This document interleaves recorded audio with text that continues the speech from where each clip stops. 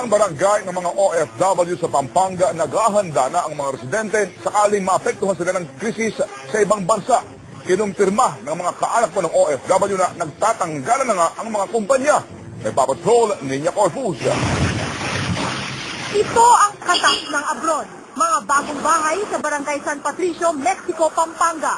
Pero sa pagputok ng krisis pang-ekonomiya sa buong mundo, baka matigil na ang paggawa sa ilan sa mga bahay na ito.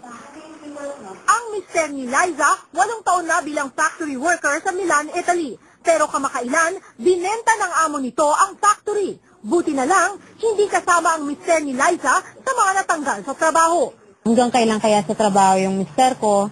Yung parang nag-worry din ako, baka maapektuhan din kami kasi hindi naman sa lahat ng panahon ganito yung stable yung buhay namin.